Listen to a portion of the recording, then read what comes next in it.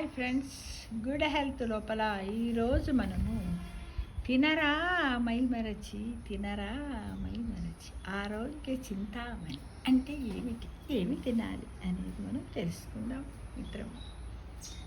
తెలుగులో బడా చోర్ అనదగిన వ్యక్తిని అవతలి వారికి అర్థము కాకుండా ఉండేందుకు బఠానీ అంటారు.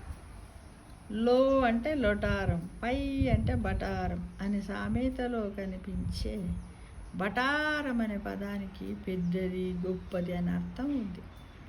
దీనిని బట్టి బఠానీ అంటే పైకి ఉత్తముడు అని వినిపిస్తుంది, కానీ అంతరార్థం పెద్ద దొంగ అని.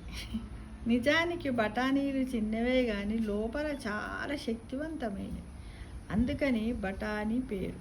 ఈ దుష్ట అర్థము తగలకుండా మన వాళ్ళు కొద్దిగా మార్చి బఠానీ అంటుంటారు. పోర్చుగీసు వారు మూలాలు ఈ బఠానీ పేరు పుట్టడానికి కారణం కావచ్చు.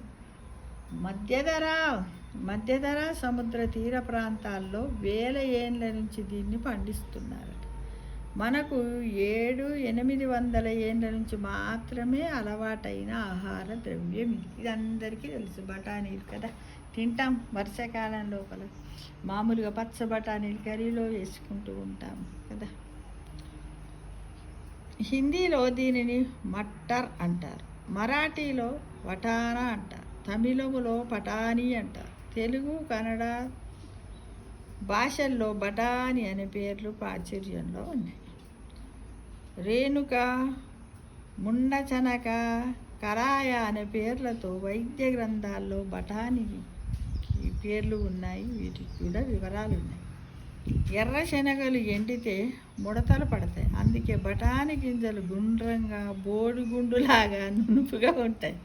అందుకే వాటిని ముండ శనగ అంటే గుండు శనగలు అని పిలిచారట.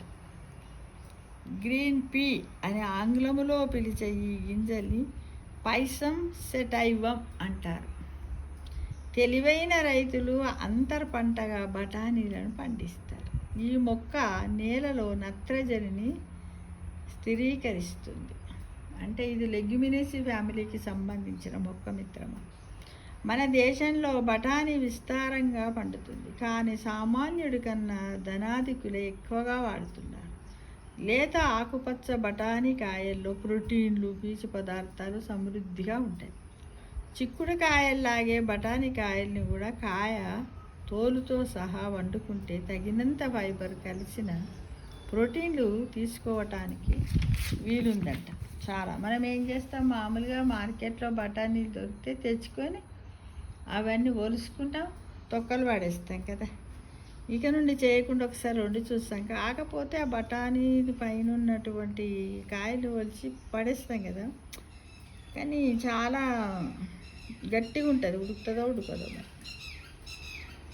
అయితే కాయ తోలుతో సహా వండుకుంటే తగినంత ఫైబర్ కలిసిన ప్రోటీన్లు తీసుకోవడానికి వీలవుతుంది. కాయల్ని వలిచి లోపలి బఠానీ గింజల్ని తీసి ఆకుపచ్చ రంగు నీళ్ళలో నానబెట్టి కూరగాయల మార్కెట్లో అమ్ముతూ ఉంటారు చాలామంది. అలాంటి విషపూరితమైన గింజల్ని కొనాల్సిన అవసరం లేదు. లేత బఠానీ కాయల్ని కొనుక్కొని తరిగి కూరగా వండుకోవటం ఉత్తమం. మనం మామూలుగా అప్పుడప్పుడు కొనుక్కొచ్చుకుంటాం కదా, అవి రంగేస్తారు నిజమే. అవి తెచ్చి మనం కడిగి వండేటప్పుడు లేసి ఒకలాంటి గ్రీన్ కలర్ వెళ్తుంది. చాలాసార్లు చూసాము. అప్పటి నుంచి సాధ్యమైనంత వరకు మానేయడానికి ప్రయత్నించాం కూడా. పచ్చి బఠానీలే తెచ్చుకోవడానికి అందరం ముందుండాలి. పొలానికి ఎరువుగా, కంటికి మేలు చేసేదిగా, కండరాలకు బలకరంగా అంటే బలంగా, ఆహార పీచు ద్వారా పేగులకు శక్తిదాయకంగా పనిచేసే బఠానీ గురించి మనము ఆలోచించాల్సింది చాలా ఉన్నది మిత్రమా. ఆకుపచ్చ బఠానీలో పిండి పదార్థాలు, ప్రోటీన్లు దండిగా ఉంటాయన్న తీపి, వగరు రుచులు కలిగి ఉంటాయి. చలవనిస్తాయి. అరికాళ్ళు, అరిచేతులు మంట తగ్గుతాయి, తేలిగ్గా అరుగుతాయి, నీటిని పీల్చుకునే గుణం కలిగి ఉంటాయి. అందుకని విరేచనాల వ్యాధిలో నీటి శాతాన్ని తగ్గిస్తాయి. ఇతర ఆహార ద్రవ్యాలతో కలిపి వండుకొని తినటం వల్ల రుచిని పెంచుతాయి, పుష్టినిస్తాయి. ఎదిగే పిల్లలకు ఇవి శరీర నిర్మాణానికి బాగా సహకరిస్తాయి. 100 గ్రాముల లేత బఠానీలో సుమారు 5 గ్రాముల వరకు ప్రోటీన్ ఉంటుంది. అందువల్ల శాకాహారుల కోసం ఇది మంచి ప్రోటీన్ మూలం. నేటి కాలంలో పీ ప్రోటీన్ పేరుతో ఈ ఆకుపచ్చ బఠానీల పౌడర్లను బాగా అమ్ముతున్నారు. వయస్సు పెరిగే కొద్దీ వచ్చే దృష్టి సమస్యలను తగ్గించడంలో ఇవి తోడ్పడతాయి. కొన్ని రకాల క్యాన్సర్ల నివారణలో బఠానీల పాత్రపై ప్రపంచవ్యాప్తంగా పరిశోధనలు కూడా జరుగుతున్నాయి. ఆహార పీచు బఠానీ గింజల్లో కన్నా కాయ తొక్కల్లో ఎక్కువగా ఉంటుందట. పీచు ఆహారంలో ఇందులో బఠానీ కంటే దాని మీద ఉన్న తొక్కల్లో ఎక్కువ ఉంటుందంట పీచు పదార్థం. గింజల్ని మాత్రమే తిన్నందువలన తీపి పదార్థాలు ఎక్కువగా ఉంటాయి కాబట్టి షుగరు రోగులకు హానికారకము. కడుపు ఉబ్బరం కూడా కలిగించవచ్చు. వ్యాతవాదుల్ని పెంచే అవకాశం ఉంటుంది. జీర్ణశక్తిని పెంచుకొని దీన్ని వాడితే మంచిది. ఏదైనా తగినంత తినాలి. అతి అనేది అనర్థదాయకమే కదా. మితంగానే తినాలి, ఆలోచిస్తూ తినాలి, అప్పుడప్పుడు తింటూ ఉండాలి. వారంలో ఒకసారి 2 సార్లు, నెలలో 2-3 సార్లు, కానీ మంచి అని రోజు బఠానీ కూరనే వండుకోవద్దు. వారంలో 3-4 సార్లు కూడా వండుకోవద్దు. ఒకసారి వండుకున్నా పర్వాలేదు, వండుకుంటే నెలలో 4 సార్లు. ఎందుకంటే దానికి అవే కాకుండా వేరే పీచు పదార్థాలు ఉంది కదా, బెండకాయ, బీరకాయ, దొండకాయ ఇలాంటివి కూడా మనం తినొచ్చు కదా మిత్రమా. అలా తినడానికి మనం అందరం ప్రయత్నిద్దాం. తినరా మహిమరచి, తినరా మహిమరచి. అది ఏమిటది? బఠానీ. ఆ బఠానీని ఏమన్నాము? ఆరోగ్య చింతామణి అన్నారు. దాన్ని ఏమన్నారు?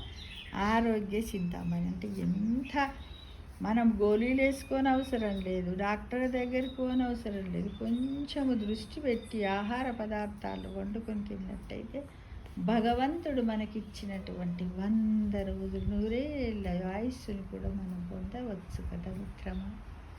కొంచెం శ్రద్ధ పెడదాం, అంతే కదా. తప్పకుండా ఈ రోజు నుండి ఒక ప్రయత్నం చేద్దామని మిమ్మల్ని అందరినీ కోరుకుంటున్నాను. Thank you for watching. ఆరోగ్యమే మహాభాగ్యము. సర్వే జనా సుఖినో భవంతు. సర్వే జనా సుఖినో భవంతు.